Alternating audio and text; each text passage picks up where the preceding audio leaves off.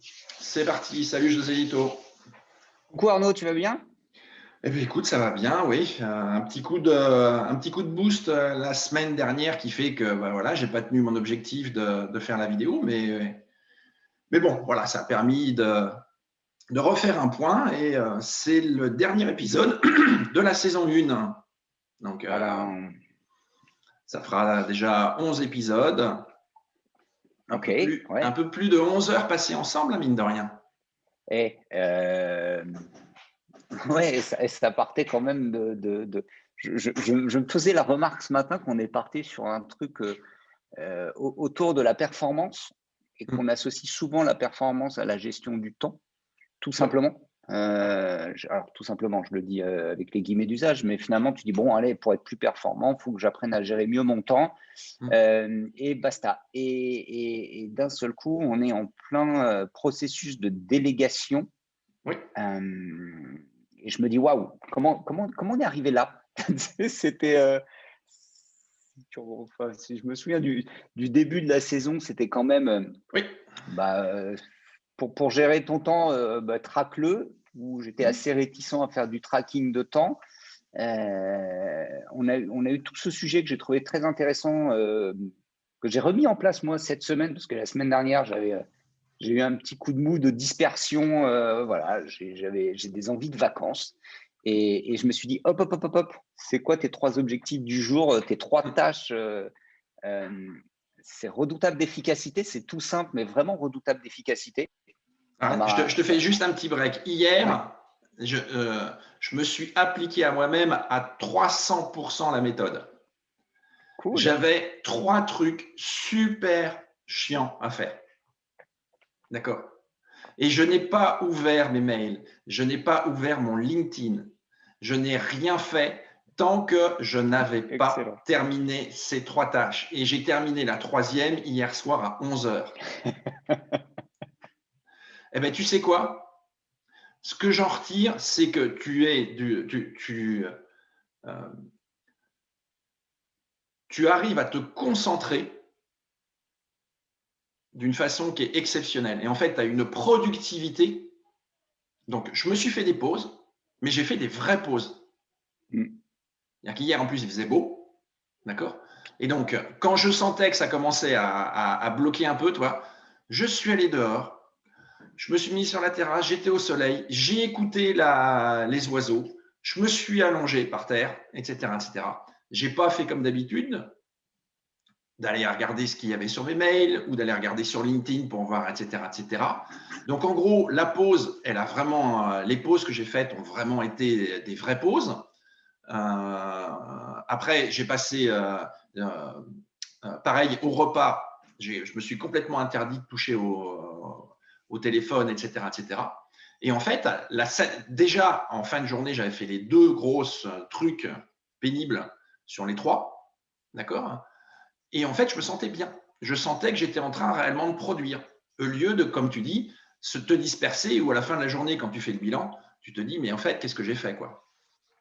C'est Ah, cool. Et donc, exactement. et donc ça a fonctionné ou pas, tes trois Ah oui, trucs? oui, oui, mais carrément, c'était une poésie, quoi. C'est-à-dire que ces derniers temps, j'ai senti, j'arrive à des phases où en fait, j'arrive pas à me concentrer. Hmm. Et le signal, c'est mon collègue la semaine dernière qui était à côté de moi et j'étais en train de regarder tout le temps le même truc. C'est voilà, est-ce que ça vend? Est-ce que ça vend? Est-ce que ça vend? Est-ce que dans Hmm. la boutique, je fais du chiffre d'affaires? Et tu sais, il me disait, mais c'est pas parce que tu vas cliquer plus souvent et que tu vas regarder plus souvent les commandes que ça va faire des commandes, en fait. Et là, je me suis dit, attends, 2 secondes, qu'est-ce qu'il vient de me dire? Et je me suis fait la même remarque de quand tu commences, tu sais plus par où attaquer le truc et tu vas dans LinkedIn en permanence en disant, si je vais là, il va se passer quelque chose. Rien, bah, rien se passait du tout. Et là, j'ai fait stop, stop. Tu es arrivé à un niveau. D'abord, constate que tu es à un niveau de saturation, donc prends des vacances. Arrête-toi, ça ne sert à rien de faire semblant. Et deux, on revient en mode sécurité, hop, les fondamentaux. 1, 2, 3. Allez, 3 petites choses. Allez, c'est parti. Ces 3 choses-là, il faut que je les fasse absolument. Je vais m'en débarrasser. Et j'ai dépoté comme ça, tu vois, en 3, 4 jours. Ouais. Et mon niveau de stress est tombé d'un coup. Et je me suis dit, ça y est, je suis revenu sur quelque chose de bien. Hmm. Après, il y a aussi ça on pourra en parler dans une saison 3, 4, je ne sais pas, de bien se connaître et de savoir s'arrêter. C'est ce que tu dis, quand ça ne sert plus à rien, ça ne sert plus à rien. Je suis comme un gamin qui a un trouble de déficit de l'attention, quoi. Quand je ne tiens pas plus de 12 minutes, je me dis stop, c'est mort. Tu passes à autre chose. Avant de revenir sur la délégation, il y a vraiment quelque chose qui est important. Quand au bout de 12 minutes, tu pars, pose-toi la question de savoir si justement tu n'aurais pas dû déléguer la tâche. Parce que généralement, les tâches qui t'intéressent, sauf à être vraiment exténué, etc., ce qui t'intéresse, généralement, tu vas passer en flow et tu ne vas pas voir le temps passer. C'est super compliqué de déléguer. C'est là où tu prends conscience bah quand oui. tu es dans une phase où il y a plein de trucs et que tu te dis, attends, 2 secondes. Clairement, je ne peux pas faire tout, c'est pas possible. 2, je ne sers à rien dans ce contexte-là. Je dois déléguer. Alors, soit tu as l'option ah tiens là, hop, viens par ici. Ouais. Tu parles anglais, toi? Ouais, bah ça tombe bien, allez, hop. Va vider les poubelles. Si je le fais pas comme ça, mais ça m'a fait des nœuds au cerveau. Ton histoire de délégation, ça m'a fait des nœuds au cerveau parce que. Et puis c'est la caverne de Platon, quoi. Une fois que tu es sorti, c'est fini, quoi. Tu peux pas revenir en arrière. Une fois que tu as vu ce truc, c'est mort. Tu peux plus déléguer comme tu faisais avant en disant tiens, j'envoie un petit mail, je me débarrasse. Parce que je me suis observé ces derniers temps, je me suis dit, mais je délègue comme un porc, quoi. C'est-à-dire que, comme tout le monde, je balance des trucs à gauche, à droite, et plus je suis fatigué, et plus je suis en train de me noyer à ne pas savoir par quelle bout je dois attraper le truc, plus j'ai perdu de vue mes objectifs. Et là, tu sens que je me délite, tu vois. Je sens bien que tout part en vrille, et je me dis, OK, j'ai une réunion importante le 6 mai, il faut que je sois bien, etc. Qu'est-ce que je dois faire? J'en suis où? Et c'est à ce moment-là où justement, tu te dis, mais je délègue à qui?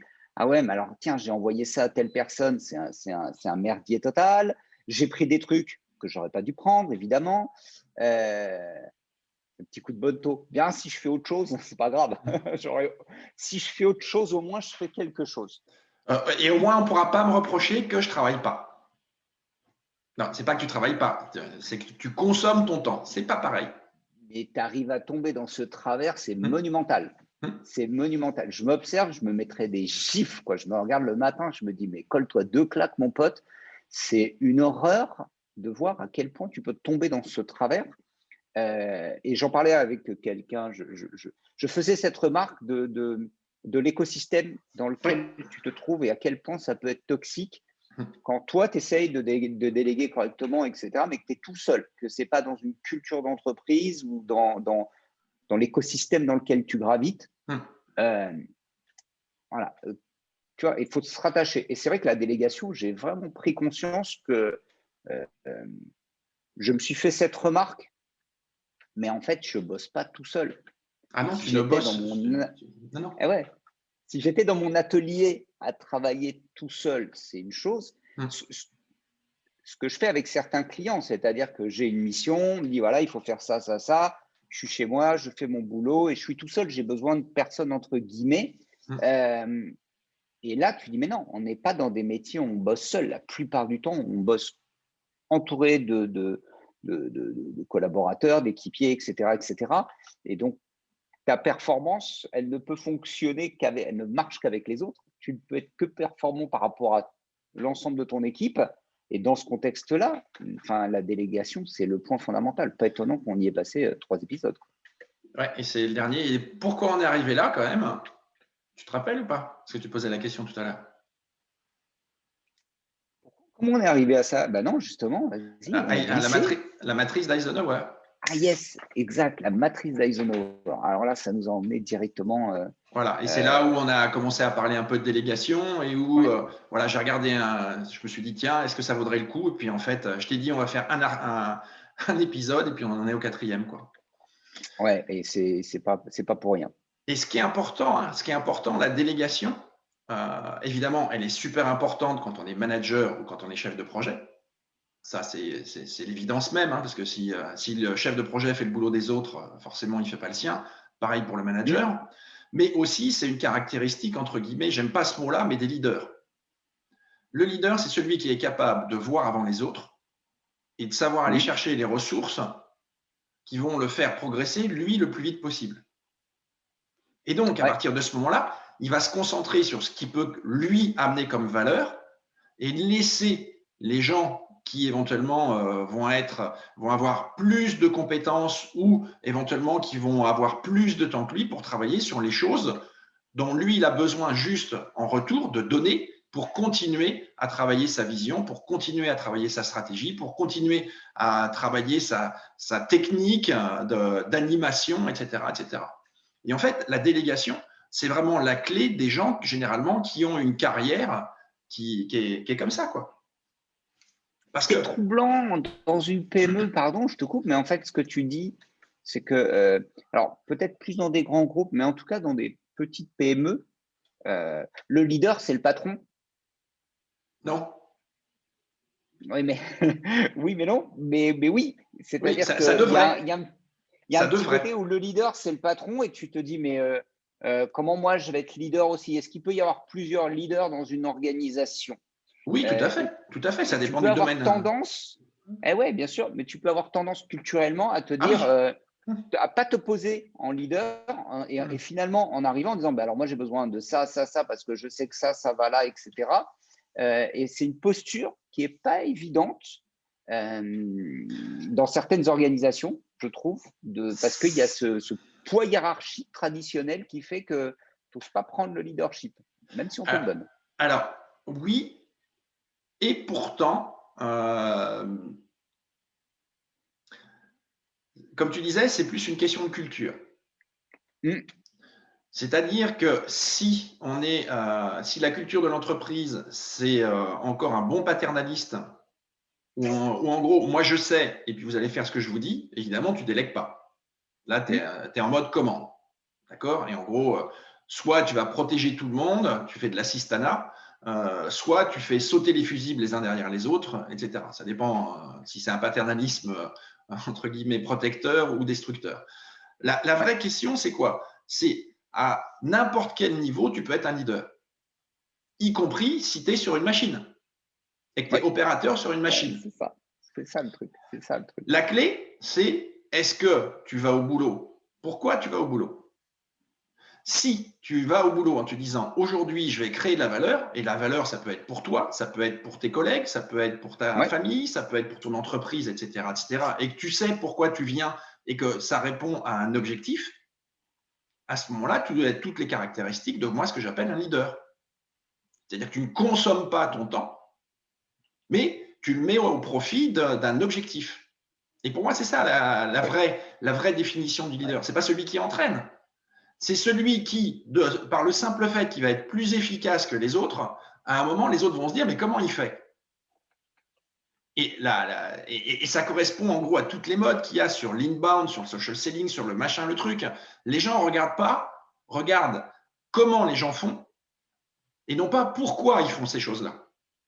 Et donc, Mm. ils ne font que copier les outils. Ils se disent, c'est pas possible. Lui, il utilise, je sais pas moi, Sending Blue pour sa newsletter et ça marche super bien. Moi, je l'utilise et j'ai toujours que 2 abonnés. Donc, c'est l'outil qui est de la merde. Non, c'est Ouais. juste que tu t'es pas posé la question, tu t'es pas posé les bonnes questions et peut-être que c'est pas Sending Blue qu'il faudrait, c'est peut-être un autre, j'en sais rien. Mais en gros, tant que tu sais pas pourquoi tu fais les choses, ben, en gros, tu ne fais que consommer ton temps. Et à ce moment-là, tu n'es pas en train de réaliser des tâches, tu es en train de retomber sur ce qu'on a dit dans les premiers épisodes. Tu es juste en train de faire une activité. Tu vas en réunion, tu ne sais pas pourquoi. Tu fais un reporting, tu ne sais pas pourquoi. Et après, on se demande pourquoi les gens se sont désengagés. Mais voilà. Et pourquoi et on revient sur la délégation. Quand tu demandes à quelqu'un de faire un Ouais. reporting, c'est que tu lui as et qu'il ne comprend pas à quoi ça sert et que tu n'as jamais ce qu'il faut. Pose-toi la question de savoir comment tu lui as dit qu'il fallait faire le reporting. Bah, vas-y, faut qu'on avance sur la délégation parce que là, tu es en train de mettre le doigt. Il y a euh, Naval Ravikant qui est un gros investisseur à succès aux US euh, qui a écrit sur ce sujet-là en fait. Hein. C'était comment devenir riche sans avoir de la chance, un truc dans le genre, mais c'est l'almanach de Naval. Et il aborde ce point-là où il dit dans la vie, en fait, le type, il part de rien, il devient très riche et il dit, mais demain matin, tu m'enlèves tout, je serai à nouveau riche. C'est une question de mindset, c'est pas une question de chance ou d'outils, c'est une question de mindset. Et un des sujets qu'il aborde, c'est de dire, mais c'est le problème dans la vie, si tu n'es pas riche, alors riche, il a une vision très large de ce qu'est la richesse, bien entendu, c'est pas seulement matériel. Il dit, mais l'un des problèmes qu'on a souvent, c'est qu'on ne sait pas ce qu'on veut. Fondamentalement, on ne sait pas ce qu'on veut. Et quand tu parles de copier parce que machin fait comme ça, alors je vais faire comme ça, je vais obtenir. Non, machin, il fait ça parce qu'il sait exactement ce qu'il veut faire. Et dans cette histoire de leadership et de délégation, c'est ça qui m'a surpris en fait. C'est quand on a parlé de performance, on est allé sur des choses très concrètes, très factuelles. La gestion du temps, se faire confiance dans la capacité à accomplir des tâches et donc se fixer des objectifs, etc. Tout ce qu'on a évoqué à ce moment-là. Et on arrive sur ce moment qui est la délégation. Et je me dis, c'est pas naturel. C'est pas naturel. Il y a une méthode pour faire les choses correctement. Et là, moi, je prends conscience que je manque énormément d'entraînement, en fait. J'ai pas ce mindset, j'ai pas cet esprit-là parce que finalement, j'ai une nette tendance à faire parce que ça m'excite, parce que ça m'amuse, parce que j'aime bien avoir les mains dans le cambouis, mais c'est pas ce qu'on me demande nécessairement. J'ai du mal à déléguer parce que ouais, je vais ce que tu disais, je vais plus vite. C'est bon, ça va, je vais le faire. Je vais 10 fois plus vite à le faire. C'est impressionnant. Je me suis observé en train de faire ça et à chaque fois, je me dis mais arrête, jette le truc. Mais derrière ça, le plafond de verre, c'est ah merde, attends, mon histoire de performance, elle est liée à ma posture. Et en tout cas, pour un José Lito, je me dis non, mais je suis beaucoup trop brutasse, en fait. Tu parles de leadership, je dis, mais je me dis, ça manque de finesse. Des fois, ma façon de déléguer, et par rapport à l'épisode précédent, je me dis, ouais, ça manque de finesse quand même. Je manque de subtilité dans ma façon de faire. Et finalement, ce qui n'est pas mauvais est mal perçu à l'arrivée. Donc, tu dis, c'est une question de posture, c'est une question de communication. Et par rapport aux premiers épisodes où on parlait des outils de tracking, Toggle ou machin, tu te dis, waouh, mais en fait, c'est bien, mais on peut aller très, très loin dans ce sujet-là. Et je ne pensais pas qu'on arriverait à l'épisode d'aujourd'hui. Je suis vraiment ravi. En tout cas, la façon dont tu vas déléguer, brutasse, pas brutasse, etc., faut faire attention. On est dans une période où on te vend la bienveillance, attire l'arigot. Il faut être bienveillant, il faut être exemplaire. Donc, on se charge le sac à dos, etc., qui fait qu'à la fin, tu ne sais même plus qui tu es. Oui. Donc, attention, point, oui. tu peux, le but, c'est pas de nier sa personnalité, c'est juste d'avoir, ça va faire bizarre dans ma bouche, hein, tu pourras me le renvoyer, mais c'est d'avoir les quelques fondamentaux liés à la délégation pour ne pas les oublier, pour que justement, si tu es un peu brutasse, on revient à quelque chose qu'on a dit, on va le revoir, hein, c'est que la délégation, c'est basé sur la confiance. Donc, tu peux être parfaitement brutasse, mais si tu suis les quelques fondamentaux pour bien déléguer, ça passera. Alors que tu peux être super bienveillant, d'accord? Et en gros, si tu vas jusqu'à l'ultime de la bienveillance, tu peux manipuler les gens sans qu'ils s'en aperçoivent pour qu'ils prennent des tâches, d'accord? Ils vont avoir l'impression que c'est super et en fait, ils se rendront compte au final qu'ils ont juste servi de fusible à ta place. Donc, tu vois, c'est pas la posture.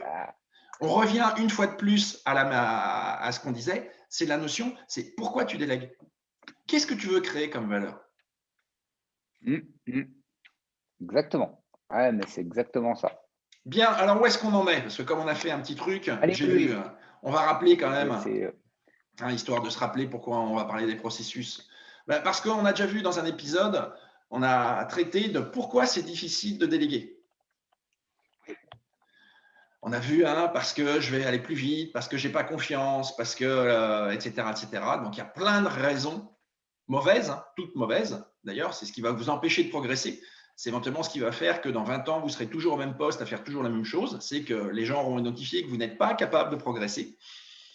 Vous n'êtes pas capable de piloter des équipes, parce que piloter les équipes, c'est savoir répartir le boulot, donc c'est déléguer. On a vu aussi, justement, on s'est dit après ce premier épisode qui est quand même bon, où on se prend une grosse claque, on va se dire, mais en gros, qu'est-ce qu'on peut gagner si on délègue? Et c'est là où on a vu justement qu'on peut développer le leadership, qu'on peut développer aussi son équipe. Et plus son équipe est performante, plus on va pouvoir lui déléguer de choses, plus on va pouvoir se concentrer sur des choses qui nous intéressent. On a vu les différents types de délégation, la délégation de capacité, la délégation de pouvoir. Et on a vu, donc il y a 15 jours, on a vu les différents niveaux de délégation avec ce que ça implique, avec notamment quelque chose qui t'avait titillé, c'est la notion d'autorité et d'autonomie. Oui. Hein, donc voilà quoi, ce qu'on a vu. Et donc aujourd'hui, c'est le dernier épisode. Maintenant qu'on a vu tout ça, d'accord, on va pouvoir se dire, en fait, si on devait faire un processus pour déléguer, ça devrait être lequel? D'accord? Donc je ne vais pas revenir sur tout ce qu'on a vu. Je ferai des petits rappels, mais voilà. Bien. Allez, comme d'habitude, on ne change pas. Donc, petit retour sur la délégation ou ta pépite des 2 semaines passées sur la gestion du temps, de priorité, etc., etc. Ce que je disais, en fait, là, tu vois, je pourrais te parler de certains projets qui sont totalement calamiteux où justement il n'y a pas de délégation. Mais en fait, c'est ce que tu as dit à un moment donné, ce qui m'a frappé sur les 15 derniers jours, c'est qu'en étant plus attentif à ce qu'est la délégation, avec justement cette méthode, le montrer un peu, j'ai commencé à regarder autour de moi, je me suis observé et je me suis dit, et j'ai observé les autres, je me dis, il n'y a pas de vraie délégation, c'est rare de trouver quelqu'un dans une organisation qui délègue correctement parce qu'on n'apprend pas à le faire, en fait, tout simplement. Donc, tu as des projets, on jette dedans, on dit, vas-y, t'es bon, tu vas le faire. Et si toi, tu ne demandes pas le cadre, le contexte, le machin, ça part complètement aux fraises. Par contre, les retours négatifs, tu te les prends en pleine poire aussi, hein, ça va avec. Sauf quand tu les anticipes, parce qu'on parle de performance et c'est ce qu'on a évoqué finalement en introduction. Mais pourquoi tu me demandes ça, José Lito? Mais parce que tel que c'est parti le truc, vu comment tu me l'as délégué, ça peut que partir en couille ton histoire. Et là, tu gagnes la confiance, tu gagnes le respect des autres en te disant, OK, tu me l'avais dit, effectivement, c'est quoi ton histoire de délégation déjà? Donc, et je suis assez surpris que finalement aussi, ça donne des choses. Alors, ma pépite de la semaine, c'est peut-être une espèce de fausse délégation. Je sais pas, j'ai l'impression que je suis allé au front et que quand je suis arrivé sur la ligne, j'avais oublié mon fusil. On ne m'avait pas donné tout ce qu'il fallait. Ça, c'est une expérience assez redoutable où on te dit, tiens, il y a machine qui te demande. On a parlé de ça en ton absence. J'ai la chance de ne pas être tout le temps présent chez mes clients. Donc, forcément, il y a des trous dans ma semaine. Et quand je reviens, hop, j'ai raté un épisode. Et là, je suis arrivé, j'ai pris 4 jours en plus. Donc, tu vois, je suis arrivé hier et je suis arrivé pleine balle dans un sujet. On m'a dit, tiens, il faut que tu ailles voir machine pour tel truc. OK, waouh. Et finalement, il y a une forme de délégation. Donc, tu dois aller voir quelqu'un pour aborder tel sujet, reprendre une partie du projet. Tu y vas, tu fonces, tu n'as pas tous les éléments, tu n'as pas tout donné, on ne t'a pas dit que c'était toi. Tu arrives et tu dis salut, alors je viens pour ça. Et là, je me suis pris un espèce de scud monumental en mode tu vas pas m'apprendre mon métier, ça fait 5 ans que je suis là, que je fais ça et que machin. Et moi, évidemment, je suis arrivé un jour de bonne humeur en disant tu sais quoi, j'en ai juste rien à foutre de ton ego, quoi. Moi, je suis pas. Mais comme c'est un texto, tu vois, en mode. Et je me suis surpris à dire, mais tu sais, je ne suis pas là pour qu'on constate que je suis bon. Je sais que je le suis. Je suis là pour faire mon putain de job. Donc, pousse-toi de mon chemin, quoi. Enfin, qu'est-ce que tu es en train de me faire? C'est quoi ce sketch qui explose? Et là, hop, tu fais une petite marche arrière et tu te dis, attends, délégation, qu'est-ce qui s'est passé? Revoyons la scène au ralenti. Et tu te dis, OK, bouge pas, 2 secondes, time. Qu'est-ce qu'on t'a dit? Qui te l'a dit? Pourquoi on te l'a dit? On te l'a dit quand? Et qu'est-ce qu'on t'a dit que j'allais te dire? Et là, tu en mets un. Et ça s'est très bien terminé. La personne m'a dit, ouais, je suis désolé, je me suis un peu emporté. Oui, moi aussi, salut, tu veux un café? Oui, d'accord.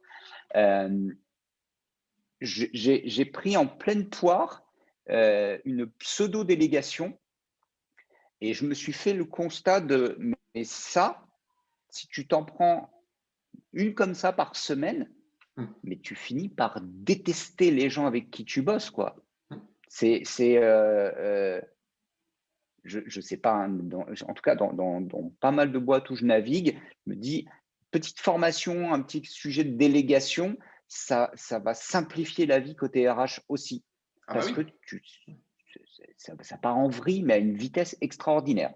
Donc, voilà, c'était ma pépite de la semaine, c'était ça, quoi. C'est le scope que j'ai pris de. Ça fait des années que je fais ça, tu vas quand même pas m'apprendre mon boulot. Mm. D'accord. Bon, eh bien, écoute, Voilà. donc on va regarder. Donc on va faire un petit rappel, hein, justement, pour bien Oui. déléguer, c'est créer de la valeur. On l'a vu, hein, c'est pas se débarrasser de sa patate chaude, c'est pas essayer de reporter sur les autres sa responsabilité. Hein. Quand on délègue, on reste responsable des résultats. Oui. Donc ne pensez pas qu'en déléguant, vous allez vous protéger, c'est le contraire. C'est pour ça que vous n'avez pas le droit d'échouer dans votre délégation. Et la délégation, c'est aussi un accord volontaire entre deux parties qui est basé sur la confiance. Donc, on en a discuté un peu la dernière fois avec toi. Toi, tu as tendance à faire confiance naturellement. Moi, je suis plus dans voilà, la confiance, ça se construit au goutte à goutte. Et donc, sauf si je suis en mode survie et que la seule solution, c'est de déléguer à quelqu'un des choses très importantes et que je n'ai pas le choix, je le ferai. Mais sinon, j'ai plutôt tendance à construire des relations de confiance pour éviter d'être déçu et donc d'essayer d'évaluer quel est le niveau de délégation que je vais pouvoir donner aux gens. Et généralement, je commence par le niveau le plus bas. Et au fur et à mesure, je construis la confiance parce que j'ai besoin aussi, ça nourrit aussi mon sentiment d'utilité. C'est-à-dire que si je délègue quelque chose, c'est généralement pour le faire grandir aussi la personne. Et donc, s'il n'y a pas la confiance, évidemment, j'ai plutôt un peu détruire l'autre. Et donc, c'est pour ça que moi, je travaille par palier. Donc, 3 clés pour bien déléguer. La première, c'est d'abord, on l'a vu avec Eisenhower, c'est d'abord d'identifier ce que vous pouvez déléguer. Ça, généralement, ça se fait relativement rapidement. Mais ce qui est beaucoup plus compliqué, c'est de se dire, mais au fait, ma délégation sera réussie si j'obtiens quoi comme résultat? Et ça, généralement, on ne le fait pas. On ne le fait pas. D'accord? Et donc, pour identifier ce que vous pouvez déléguer, on a vu, hein, c'est la matrice d'Eisenhower que vous pouvez réutiliser. Le résultat attendu, c'est important parce que si je te dis, tiens, José Lito, il faut que tu me fasses un document sur le marketing et que je m'en vais, forcément, c'est compliqué parce que ce que j'ai en tête, je ne l'ai pas exprimé, je ne sais pas ce qu'il y a. Donc, soit, comme je te connais, tu ne vas pas arrêter de me poser des questions, je vais me dire au bout d'un moment, il me fait chier, ce n'est pas quelqu'un à qui je peux déléguer, alors que c'est tout simplement moi qui ne sais pas déléguer. Ou éventuellement, tu vas être plutôt soumis et tu vas faire du mieux que tu peux et la probabilité que ça corresponde à ce que je voulais est quasi nulle. Dans les deux cas, on aura perdu tous les deux. La deuxième chose aussi qui est importante, quand on a identifié ce que l'on veut déléguer et ce qu'on veut obtenir en retour de la délégation, c'est d'identifier le niveau de compétence minimum requis.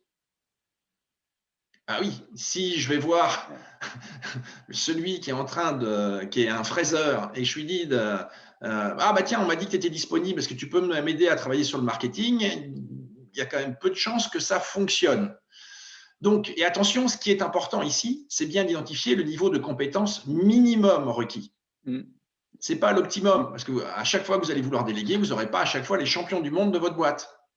Donc, il faut bien commencer par identifier le niveau minimum de compétences. Si vous avez des plans à faire, il vaut mieux qu'il y ait au moins quelqu'un qui sache utiliser, par exemple, AutoCAD. Parce que si c'est juste faire du sketchnoting, ça ne va pas servir à grand-chose. D'accord? Donc, ça, c'est vraiment important. Et ça, c'est un des trucs qu'il y aura vraisemblablement dans la saison 2, c'est d'essayer, dans votre organisation, de mettre en place ce qu'on appelle une matrice de compétences pour voilà, essayer de voir en fonction des différents domaines quel est le niveau. Est-ce qu'on est junior? Est-ce qu'on est en maîtrise? Est-ce qu'on est senior? Ou est-ce qu'on est carrément expert? Et enfin, le troisième point, qui est un peu le plus compliqué, c'est d'assumer que vous allez déléguer. C'est-à-dire que, je vous rappelle, déléguer, c'est donner du pouvoir à quelqu'un d'autre. c'est donner, c'est transférer du pouvoir. Donc, ça veut dire que vous abandonnez une partie de votre pouvoir. Parce que si vous êtes en micromanagement, d'abord, ça ne marche pas. Et deuxièmement, si vous êtes constamment derrière les gens, c'est plus de la délégation, ça s'appelle de la formation. On l'a vu dans les différents niveaux, quelqu'un qui a envie mais qui ne sait pas, il va falloir l'accompagner et la délégation va avoir une très forte composante de formation. Donc, il faut bien savoir, quand vous avez décidé de déléguer, d'abord, identifier ce que vous pouvez déléguer ou pas. On a vu aussi dans un autre épisode que, par exemple, tout ce qui est du domaine de la confidentialité, ça ne se délègue pas. Il faut être clair sur le résultat attendu. Posez-vous la question, ma délégation sera réussie si à la fin j'ai quoi? Ne déléguez jamais tant que vous n'êtes pas capable de répondre à cette question. D'accord? Et donc, ce n'est pas de dire si j'ai le document. Qu'est-ce qu'il y a dans le document? D'accord? Le deuxième point, c'est d'identifier quel est le niveau minimum de compétences requis. Et j'aurais pu mettre d'ailleurs compétences et aptitudes. On a vu aussi le niveau d'autonomie. Est-ce que la personne peut être autonome? Est-ce qu'elle a naturellement l'autorité pour piloter plusieurs personnes ou pas? Au-delà des compétences techniques, ne les oubliez pas. D'accord? Et le troisième point, est-ce que vous pouvez vous regarder dans la tête en disant, une fois que j'aurai délégué, en dehors de ce sur quoi on sera mis d'accord, je n'irai plus emmerder la personne à qui j'ai délégué. Donc, 3 clés. Et ici, voilà, assumez que vous allez déléguer. Est-ce que vous êtes prêt à faire confiance? Parce que quand vous micromanagez, c'est juste que vous ne faites pas confiance, quoi. C'est que vous avez peur que ça plante, d'accord? Et donc, vous ne faites pas confiance. Et plus vous allez micromanager, plus la personne va se mettre en mode exécutant, moins elle va se sentir tenue par l'engagement de résultat qu'elle a pris. Et donc, à la fin, elle vous dira, bah, écoute, je n'ai pas eu le temps de le faire dans le temps parce que tu viens me voir toutes les 5 minutes. Sauf qu'elle vous le dira, évidemment, quand vous avez besoin du résultat. Donc, c'est vous qui vous serez planté. Bien, je sens que ça te fait marrer. Ouais, ça me fait marrer parce que il y a des cas toute la journée. Enfin, c'est impressionnant, quoi. Tu peux prendre tous les trucs, mais incroyable. Donc, en gros, évidemment, quand vous voulez déléguer, on imagine maintenant que là, la première étape, c'est fait. Donc, vous savez ce que vous voulez déléguer, vous savez le résultat que vous voulez atteindre, vous avez identifié le niveau minimum de compétences et vous êtes prêt à vous dire oui, je vais vraiment déléguer. Ben, pour pouvoir, ne serait-ce même qu'envisager la délégation, il faut se préparer. C'est-à-dire que même quand vous avez pris la décision, il faut, si vous voulez réussir, faire un certain nombre de choses. Le premier point, c'est clarifier le contexte de la délégation. Dans quel cadre la délégation va se passer? C'est dans le cadre d'un projet avec un client, c'est dans le cadre d'une démarche d'innovation, c'est dans le cadre, etc. Il faut donner le contexte, il faut être capable de l'expliquer, le contexte de la délégation. Le deuxième point, c'est qu'il faut communiquer les enjeux. C'est quoi les enjeux qu'il y a derrière cette délégation? Au-delà de dire ce qu'il va y avoir à faire, c'est de pouvoir dire à quoi ça répond. Je vais donner un exemple après. Enfin, maintenant qu'on sait dans quel terrain de jeu on va jouer et quels sont les enjeux qu'il y a derrière, on va pouvoir se concentrer sur et la délégation sera réussie si quoi? Si il y a 5 chapitres dans le document, si dans chaque chapitre on répond au moins à ces questions-là, etc., etc. Donc on est sur les objectifs. Le but, c'est pas de manipuler les gens. Donc, si vous avez réfléchi à la délégation, vous avez déjà réfléchi un peu à ce qu'il y a à faire. Donc, vous avez déjà une idée potentiellement des obstacles qu'il pourrait y avoir et des moyens qui, a priori, seraient nécessaires.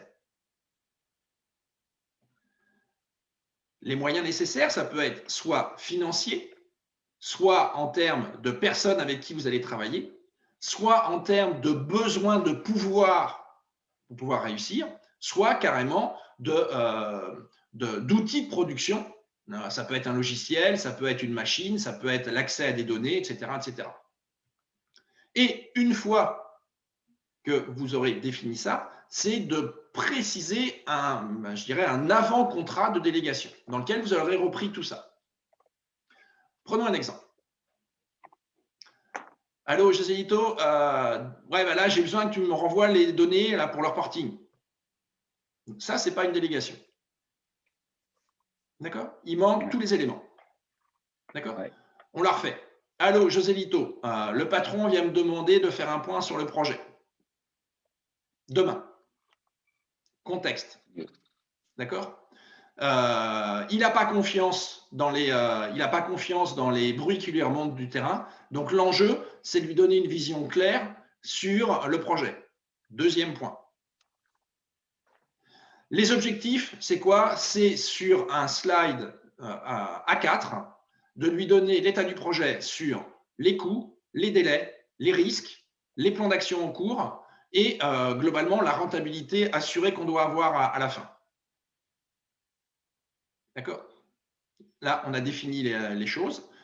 Les obstacles possibles, c'est que éventuellement, quand tu vas aller voir les gens, ils vont éventuellement te le refuser. Donc, ce que je ferai si on arrive à se mettre d'accord, c'est que je vais envoyer aux gens le fait que quand tu viendras les voir, c'est prioritaire sur tout ce qu'ils sont à faire sur le projet. D'accord? Et en gros, est-ce que tu penses que tu peux m'envoyer ça pour ce soir, pour qu'on ait le temps de refaire un point demain matin, sachant que la réunion est à 10 heures? Ben, ce n'est pas la même chose. Hein. Oh, c'est impressionnant, en fait. Je prends des notes en même temps que tu parles parce que ça me. Ah ouais, non, mais ça n'a rien à voir. Et en gros, si vous regardez bien, le temps qu'il y a, le temps qu'il y a quand je vais échanger avec quelqu'un, d'accord, il est pas beaucoup plus long. Hein. Sauf que comme c'est très structuré, d'accord, la personne clairement à la fin va dire je prends ou je prends pas. Oui, c'est ça. Hein. D'accord? Donc en gros, si elle prend, elle assume les choses, quoi. Donc la préparation, c'est quelque chose qui est important. Et en gros, voilà, c'est à chaque fois se dire est-ce que je donne le contexte dans lequel cette délégation va s'insérer? Deuxièmement, est-ce que j'ai communiqué sur les enjeux? C'est important, c'est pas important, c'est peut-être important pour moi, mais celui à qui je vais déléguer s'en fout complètement et donc il ne va pas adhérer aux enjeux. Est-ce que j'ai clairement dit ce que je voulais comme résultat avec des choses qui sont mesurables? D'accord? Est-ce que j'ai identifié déjà les potentiels, les moyens ou les obstacles? Et enfin, est-ce que à la fin, je suis capable de faire l'équivalent d'un contrat? Et donc, une fois que j'ai identifié ça, que donc je serai capable de présenter, j'ai récupéré tous les éléments qui me permettraient de présenter, il faut identifier la bonne personne à qui je vais déléguer. D'accord? Et donc ça, on a dit, évidemment, le premier point, c'est qu'elle doit avoir les compétences minimum et les capacités minimum dont j'ai parlé. Ça, c'est quand même le minimum du minimum. Mais ce n'est pas suffisant. Il y a une deuxième chose, c'est qu'il faut qu'elle soit disponible. Or, est-ce que vous posez la question de savoir, quand vous déléguez, si la personne a la capacité, par rapport à sa charge, d'accepter ou pas le travail qu'il y a à faire? Ben souvent, comme les gens ne gèrent pas leur temps, ils disent oui, et c'est pour ça qu'on dit souvent, il faut dire au moins 9 fois non avant de dire un oui. Et puis, le dernier point qui est super important, là, on est bien, vous allez chercher quoi? Vous cherchez un engagement de résultat. Donc, la question toute bête, c'est est-ce que la personne voit un intérêt et est motivée pour accepter cette délégation? Parce que si elle n'y voit aucun intérêt, elle va avoir aucune motivation et donc elle va se mettre en obligation de moyens et forcément, ça va mal se passer. Donc, on a vu, première chose, c'est être capable d'expliquer la délégation. Deuxième chose, quand vous allez chercher le bon délégué, il doit avoir ces 3 catégories-là. Donc, comment on fait? Ben, en gros, quand vous allez présenter, ben, il faut utiliser le pitch. Ben oui, oui. Parce qu'en gros, une délégation, c'est comme vendre. Vous vendez un besoin. J'ai besoin de toi. D'accord. Et pas, tiens, Josito, j'ai besoin des éléments de reporting pour le projet.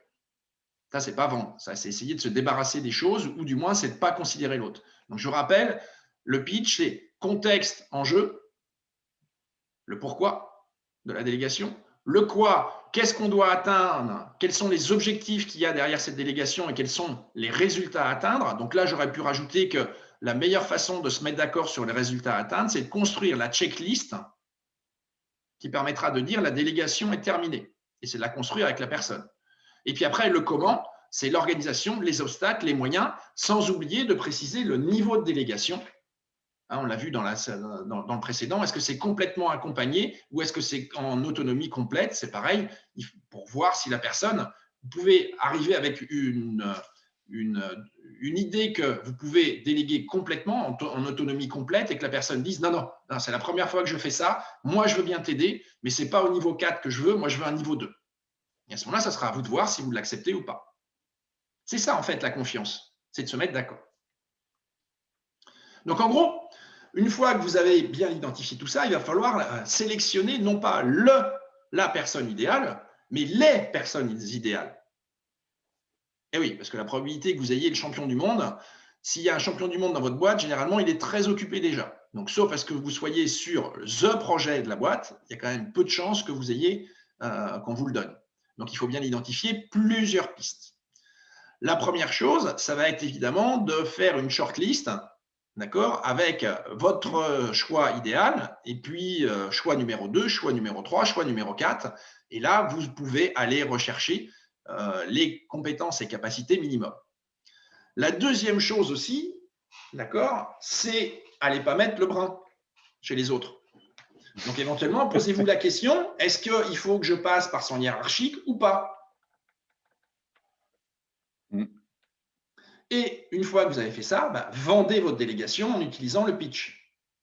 Et quand vous allez voir votre premier choix et que c'est un non, vous n'allez pas être stressé. Pourquoi? Parce que vous avez un deuxième choix, éventuellement un troisième choix. D'accord? Donc voilà. Et d'après toi, pourquoi est-ce qu'il vaut mieux passer malgré tout par l'hiérarchique? C'est une bonne question. Ah bah oui, je sais bien, mais là, je sentais que je m'étais dit à ce moment-là, déjà, il va commencer à… Donc, je vais aller le rechercher, je vais lui poser une question. Hiérarchique, hiérarchique toi-même. Donc, tu as identifié Roger, d'accord, qui est très bien pour ta délégation. Et en gros, Roger, il dépend de Lucie. Et donc, pourquoi vaut mieux passer par Lucie d'abord? Parce que Roger, il est peut-être sur d'autres trucs et je ne suis pas au courant déjà, Ouais. un petit peu. Il y a peut-être déjà, justement, il a déjà peut-être plusieurs délégations. Donc, ouais, voilà une raison, en tout cas. Ouais. Et puis, bon, techniquement, je n'ai pas envie de me mettre Lucie à dos. Donc, généralement, si on parle de confiance, si c'est pour te mettre un truc dans les pattes où Lucie, elle va te dire « Ah non, non, non, attends, c'est pas passé par moi. » Alors, je décide juste de te chanter juste pour le plaisir de te dire non, parce que mais ça j'ai du mal avec ces notions de hiérarchie. Là, tu me poses à chaque fois une colle, je ne comprends pas. Mais oui, je pense que déjà savoir quelle est la charge, voilà. bypasser le hiérarchique. Ouais, ton visuel, il me parle par contre. Je me dis que ça doit faire ça à peu près. Donc, en gros, voilà, ça, à chaque fois, c'est ce que tu as dit, c'est la meilleure façon de s'en faire un ennemi. D'accord? Ah oui.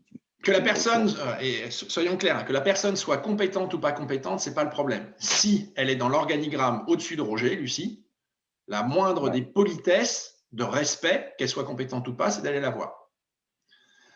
La deuxième chose, c'est que ce hiérarchique, il peut avoir aussi une autre perception que la vôtre. D'accord? Généralement, quand on va déléguer, c'est qu'on délègue à quelqu'un qui, a priori, a des compétences éventuellement qui ne sont pas aussi développées que les vôtres, etc., etc. Et donc, laisser la personne qui manage, entre guillemets, les gens qui ont les compétences, c'est aussi se donner la possibilité qu'elle vous dise, mais en fait, ce n'est pas du tout Roger qu'il faut, c'est François qu'il te faut sur ce truc-là. Et en gros, cette délégation, au lieu de partir d'abord risquée, éventuellement, elle va être dérisquée par le manager. L'avantage qu'il y a aussi, d'accord, c'est qu'en plus, à ce moment-là, le manager va se retrouver impliqué dans le choix du délégué. Donc, elle va devenir partie prenante de la délégation. Et en gros, si malgré tout, vous restez bloqué sur Roger, là, ce n'est pas à toi que je vais l'apprendre, il va falloir essayer de négocier. Et négocier, on va faire de la négociation raisonnée de Harvard. On ne va pas faire du marchandage, on ne va pas se servir de la contrainte. Parce qu'à ce moment-là, sinon, on revient au premier point. Parce que de toute façon, si à un moment, vous faites jouer vos galons, de toute façon, vous avez allumé la mèche pour qu'il se passe des choses et la personne, le hiérarchique, se sentira pas du tout impliqué, donc pas du tout responsable de ce que fera son gars ou sa fille de son service, et donc dira, bah, de toute façon, tu m'as demandé qu'il fallait que je regarde qu'il bosse 4 heures par jour, il a bossé 4 heures par jour, tu ne m'as pas demandé mon avis, il aurait fallu qu'il bosse 250 heures par jour, donc c'est toi qui t'es planté. Et enfin, il y a un autre truc aussi, c'est que si vous allez voir, c'est ce que tu as dit, hein, si tu vas voir directement Roger, il va peut-être te dire que oui, il peut le faire et qu'en fait, il n'est pas au courant de ce que son hiérarchique lui a prévu. Dernier point qui est le pire, donc je me suis pris les pieds dedans une fois, donc après j'ai compris, d'accord, c'est que vous pouvez, en allant le voir, en lui proposant une délégation qu'il a envie de faire, parce qu'il s'emmerde dans son service, d'accord, vous allez mettre de l'huile sur le feu dans les relations entre Roger et Lucie.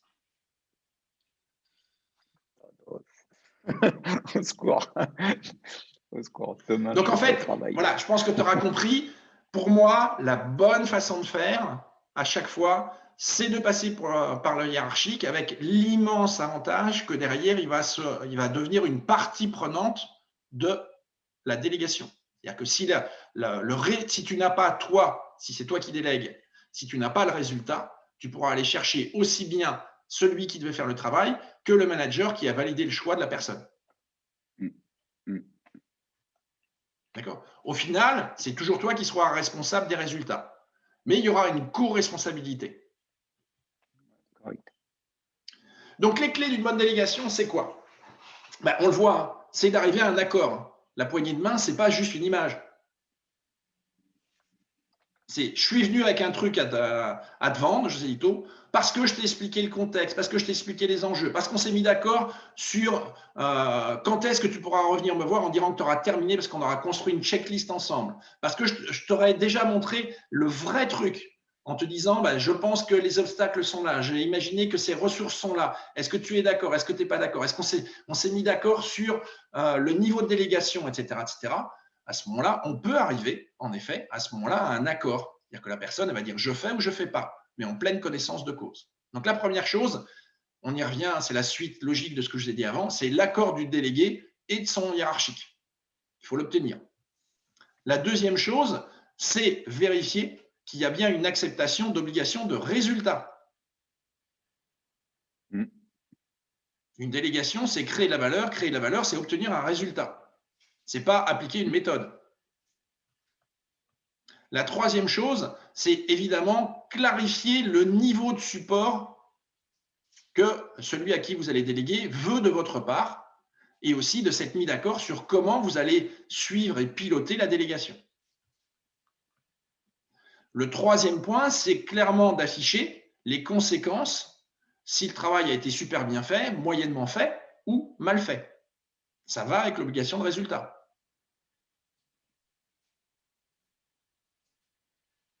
Je te délègue quelque chose de super important. Sache que de toute façon, si ce que tu me fournis n'est pas bon, d'accord, je sauterai peut-être, mais je ne serai pas le seul.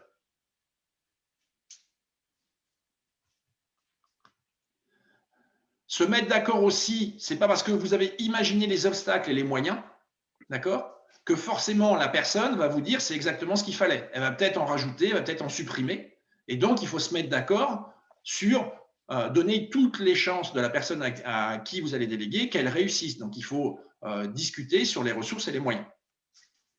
Et enfin, quelque chose qui est super important, c'est que si cette personne doit travailler en interaction avec d'autres, c'est de l'assurer que vous allez informer toutes les autres personnes que cette tâche qui était dans votre to-do list va devenir la tâche de Roger et que vous lui donnez les clés du camion.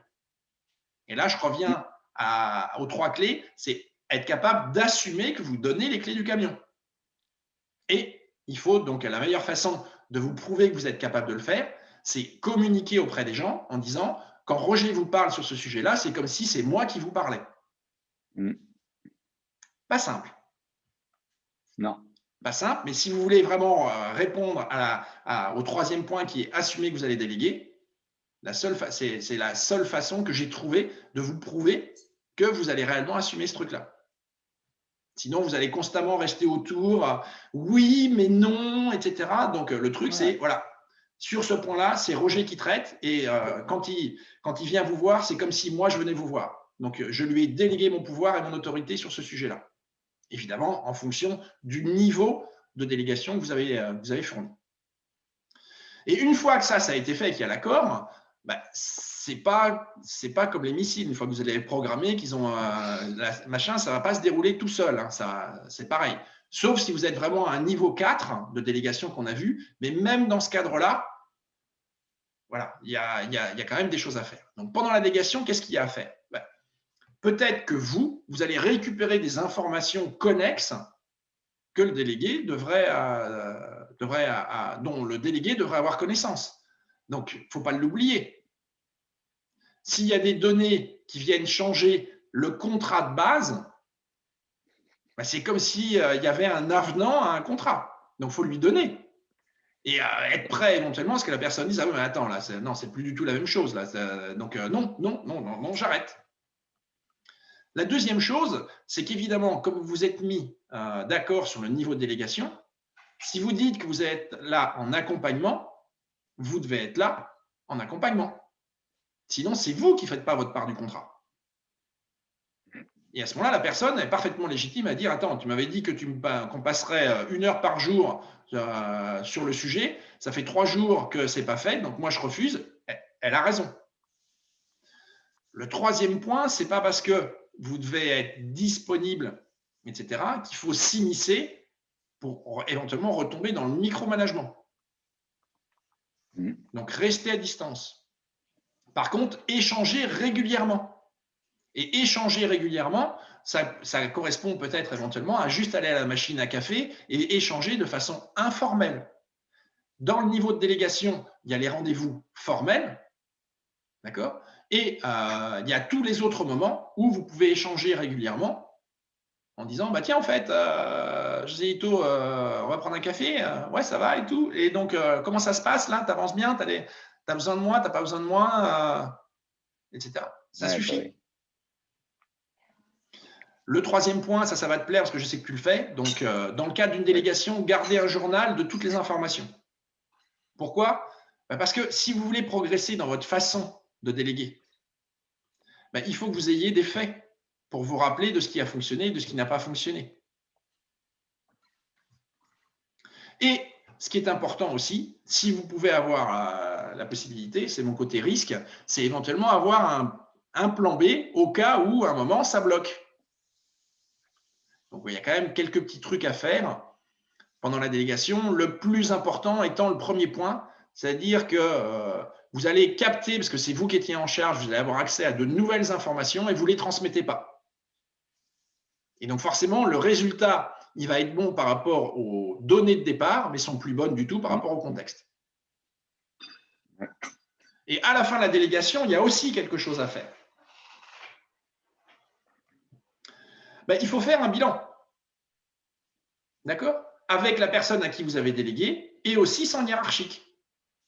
C'est ce qui va permettre aussi de renforcer le lien qu'il y a avec la personne à qui vous avez délégué et de renforcer aussi le lien que vous êtes un professionnel de la délégation parce que vous considérez aussi son hiérarchique.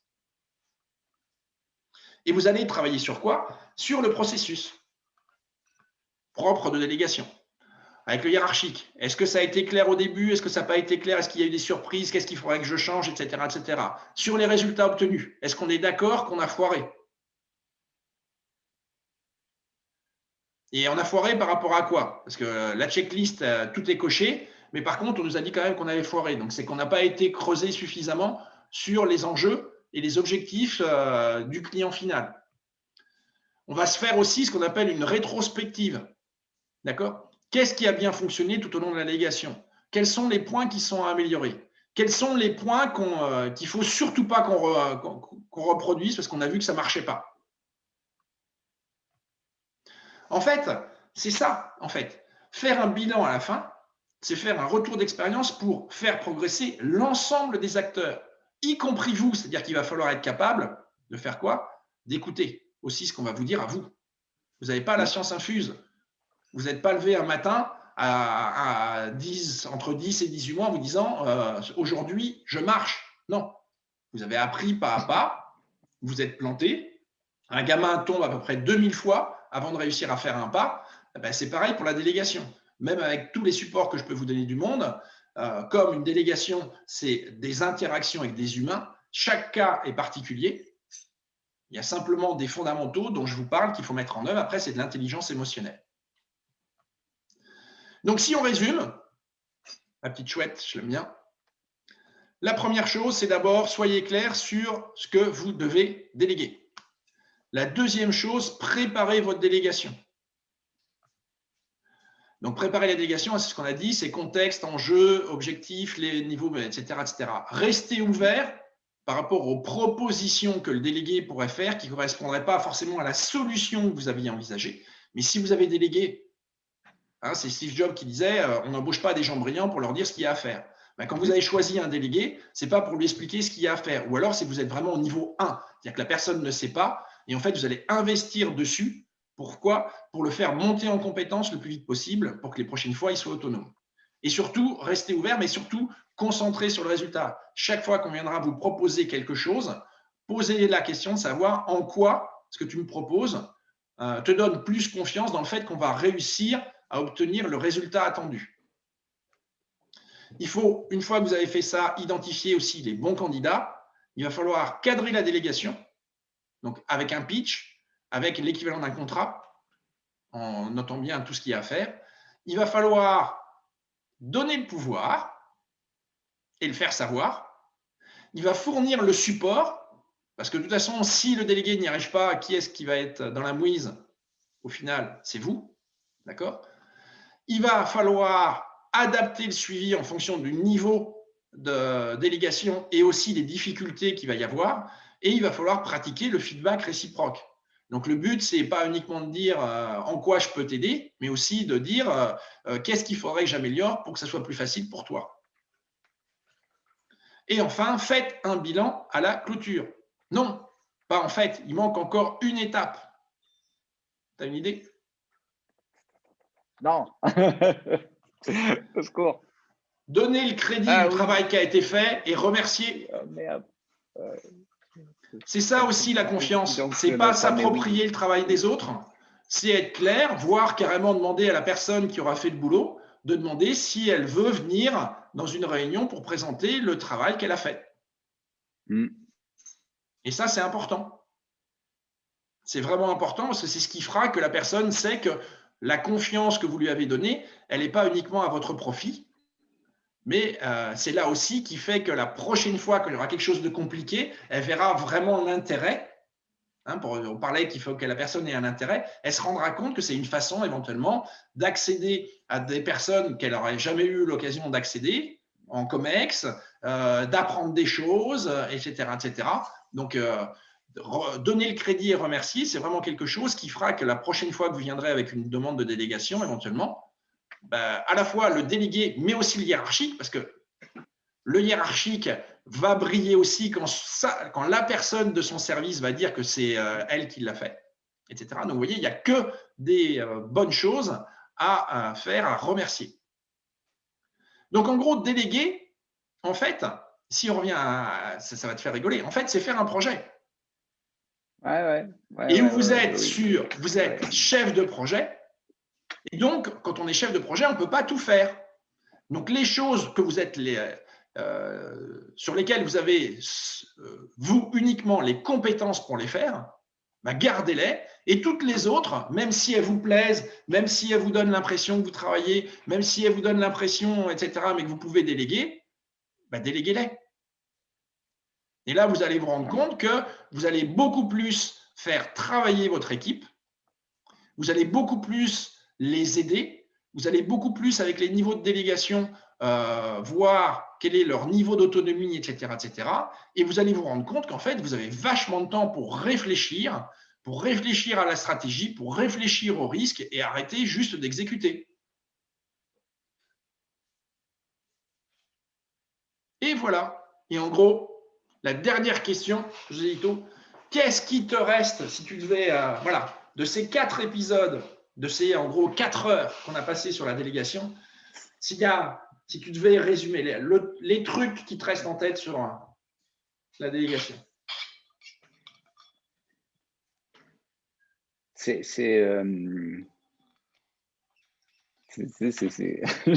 Hop, j'ai envie d'y aller, de me dire merde. Alors attends 2 secondes. Sur mes projets à l'heure actuelle, qui j'ai délégué, comment j'ai délégué et pourquoi je l'ai fait comme ça. De prime abord, ça te semble. En fait, il y a 2 choses. C'est que je me dis,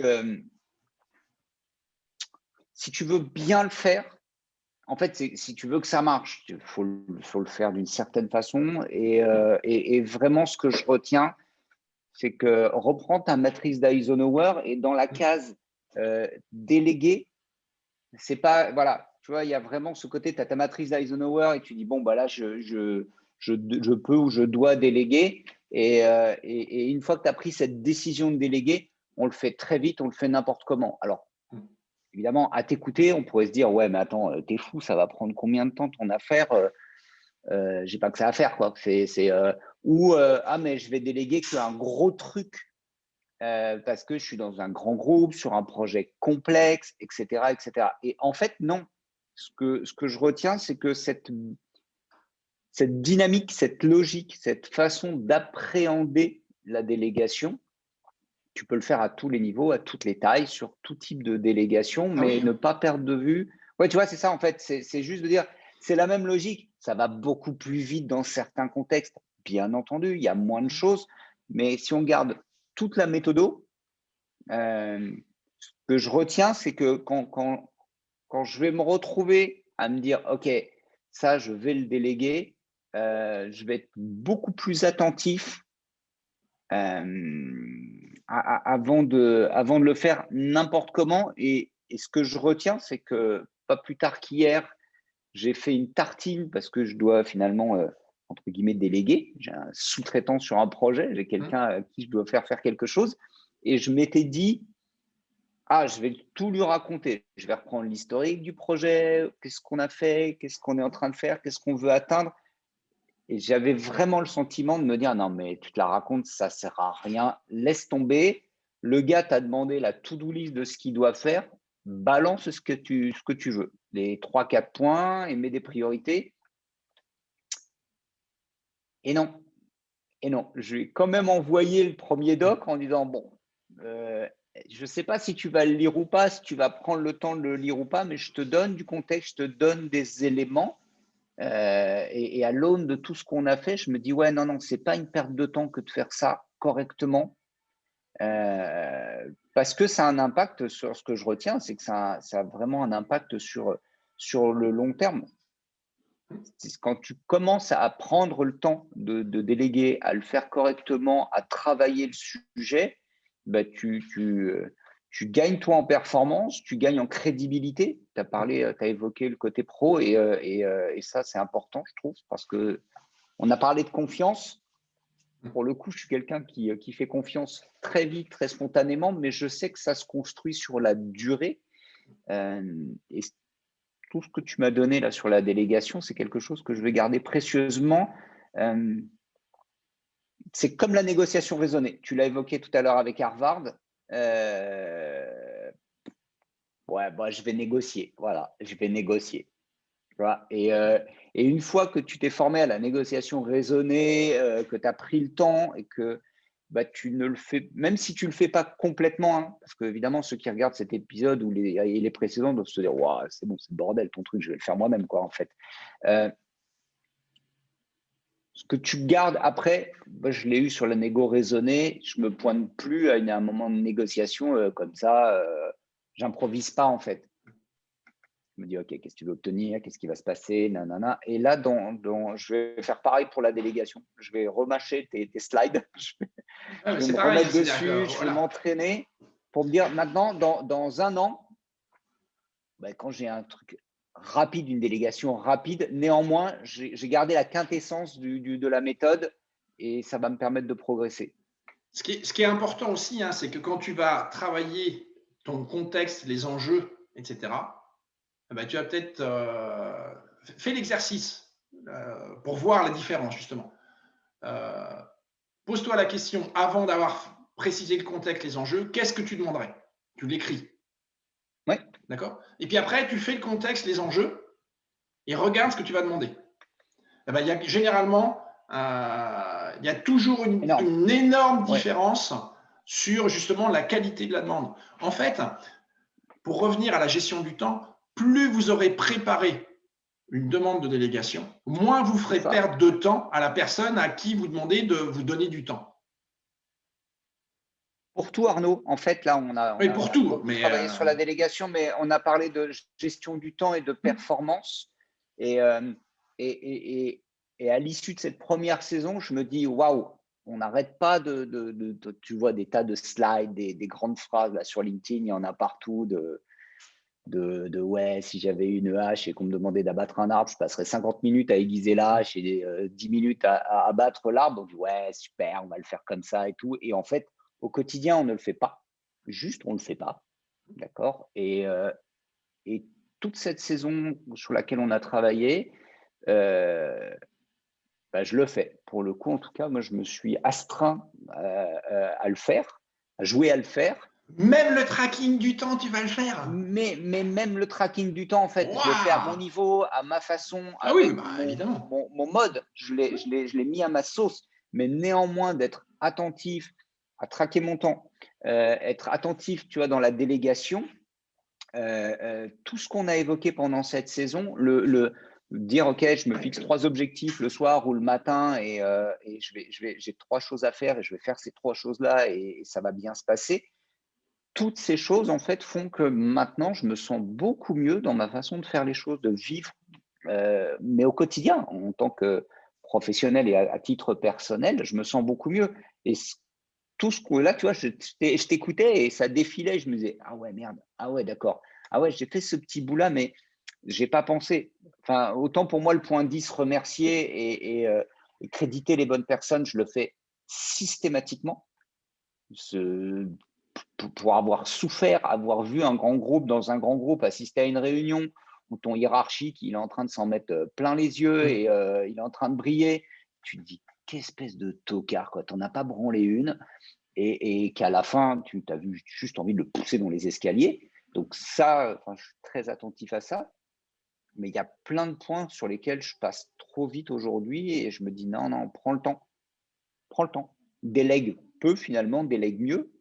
Et ce que je retiens aussi, c'est à l'inverse, quand on me délègue quelque chose, tu as parlé de contrat et Oui. finalement, comme définitivement avec mes clients, je suis toujours en contrat, que ça soit pour un an, que ça soit 4 jours semaine ou que ça soit 1 heure, il y a toujours une forme de contrat et il faut bien que tu me pitches quand tu me délègues quelque chose, finalement, il faut que tu me le pitches. Et je vois à quel point c'est très mal fait. Et ce que je retiens de ces épisodes sur la délégation, c'est que tous ces moments où je me sens très très mal en me disant mon Dieu, comment je vais faire le truc, enfin tous ces cogitos internes que je peux avoir et qui sont vraiment désagréables, voire parfois douloureux, je prends conscience que aussi c'est un problème de délégation. Ouais, vas-y, Joselito, tu es un pro, tu es un expert, tu es super compétent, bah, vas-y, je te dis ça et avec ces quelques éléments, ça devrait te suffire. Si toi, tu ne fais pas l'effort d'en demander plus et qu'en face, personne ne fait l'effort, c'est une situation très, très désagréable. Oui, parce que tu te mets la Et pression, je l'identifie. tu Ouais, te mets la pression tout seul et quand tu es perfectionniste, bah, éventuellement, tu vas ouais, cramer du temps alors qu'en fait, la personne, elle voulait juste savoir si c'était bleu ou vert et toi, tu as passé éventuellement 15 jours à chercher le Pantone ou le machin, le truc, quoi. Et donc, à la fin, ça crée de la frustration. Et là, ça détruit la confiance. Ce qu'il faut voir aussi, ce qui peut être intéressant, c'est que le travail de contexte, d'enjeu et d'objectif, euh, ça peut servir aussi, on le verra en saison 2, c'est l'introduction, par exemple, d'un brainstorming. Vous ne savez pas comment faire, vous avez un problème, bah, ça peut servir aussi. Ce qui est intéressant aussi, c'est que dans la notion de contrat, c'est que je vous ai dit, si vous avez un plan B, essayez d'avoir un plan B.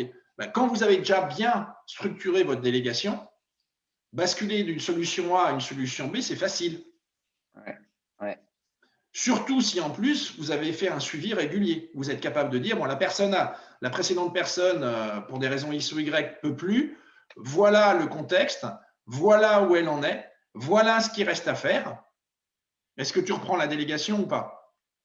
Ben, c'est quand même Mhm. autre chose que de dire, bon, celui d'avant, il s'est planté, donc je te rappelle, hein, c'est un document que j'ai besoin, et puis, ben, écoute, tu vois avec lui hein, pour qu'il t'envoie ce qu'il avait fait, parce que moi, je ne sais pas du tout. En tout cas, il me le faut pendant 2 heures. C'est ça. Non, mais carrément, mais c'est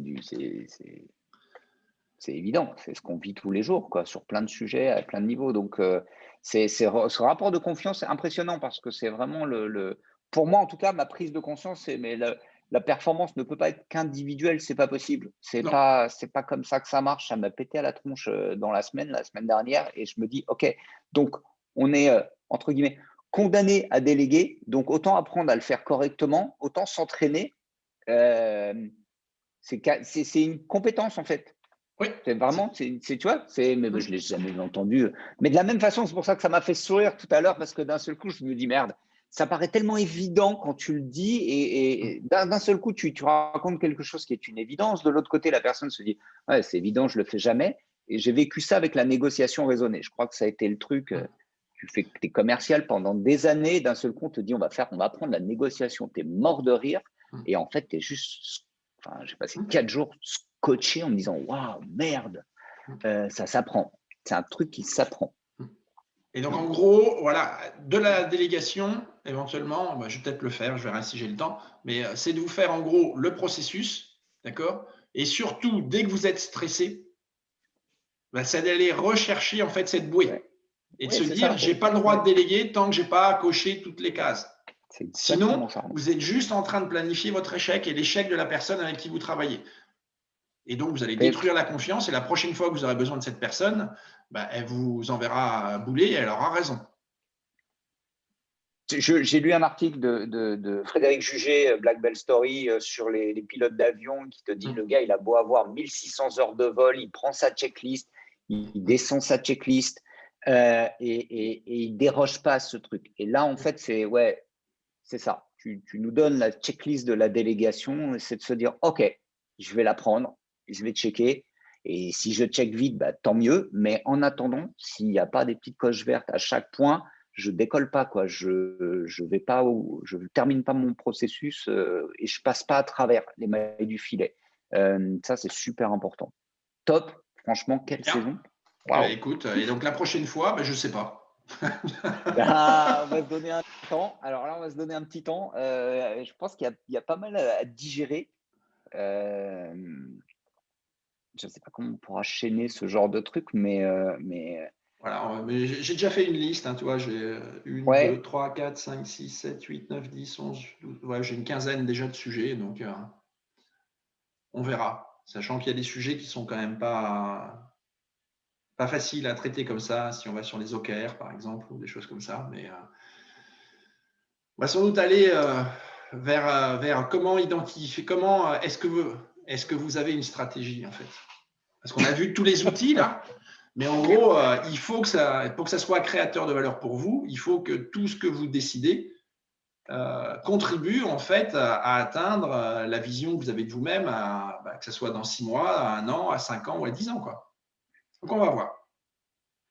ça va être un Voilà. vaste sujet. Cet après-midi, les, les, j'enregistre un épisode dans le domaine du marketing et de l'acquisition, les indicateurs de performance quand on parle d'acquisition, et on va reboucler justement quand tu bosses avec une agence. Mais c'est marrant parce que quand tu bosses avec des agences, là en l'occurrence c'est le sujet du marketing, tu délègues une partie de ton Oui. activité marketing, donc tu délègues une partie de ton business qui est l'acquisition de prospects, et justement souvent quand l'agence te pose la question de mais c'est quoi je sais pas, là, ça va être sur le ROAS cible, retour sur investissement de la publicité en ligne.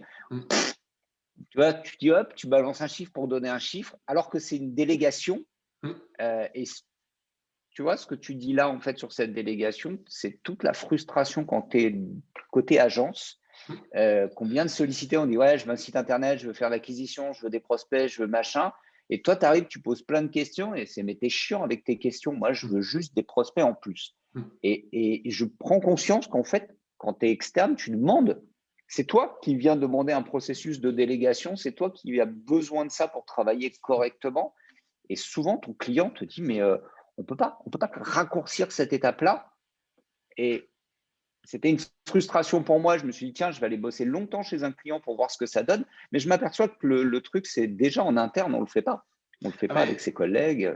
oui, mais en gros, voilà, c'est toujours pareil. C'est, ça correspond à la différence entre une idée et un projet.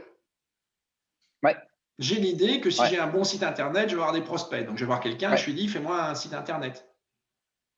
Bon, bah, ouais. pour répondre à ta question, hein, je veux dire, si tu as des clients qui veulent avoir beaucoup de prospects, s'ils ont du budget, moi, il n'y a pas de souci, hein, je vais leur en trouver. Je ne suis pas un pro, mais je vais donner 10 € à tous mes copains pour qu'ils envoient Bah oui, un truc c'est sur ça. contact et l'indicateur, il C'est va être bon, parti. hein. Bon, ça ne Bah ouais, c'est sera pas des prospects qualifiés. Mais si on m'a dit, je veux au moins 15 mails nouveaux par jour, ça va me coûter 150 €. Si je facture 1000 €, je me fais quand même 850 € par jour.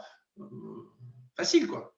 Ah, mais tu arrives dans un milieu où, en fait, comme la délégation n'est pas un sujet qui a été correctement travaillé, que ce n'est pas correctement mis en œuvre, de plus en plus, on n'a pas d'obligation de résultat, on a des obligations de moyens. Oui. Voilà, et c'est la nounouille que j'ai croisée dans la semaine qui te dit oh, bah, moi, je vais vous faire du Facebook et du Instagram. OK. Et tu ne me demandes pas quels sont mes objectifs, tu ne creuses pas cet aspect-là. Non, non, je vais vous faire une mission de community management. OK, super. Et après, on me dit, t'es brutal, José Lito, pourquoi tu la tèches? Mais parce qu'elle n'a pas posé les bonnes questions. Tu vois bien que ça va pas bien se passer. Et c'est pas naturel, hein. Vraiment, c'est pas naturel. Eh ben, il y a du pain sur la planche. On va s'éclater, moi, je te le dis, hein. Bah, écoute. Bon, ben, hâte de se retrouver saison 2, hein. Bah écoute, et puis prends bien soin de toi. Ça Et marche, toi puis aussi. donc à la prochaine fois. Oui, Allez, merci ciao infiniment, ciao. Arnaud. Ciao, ciao.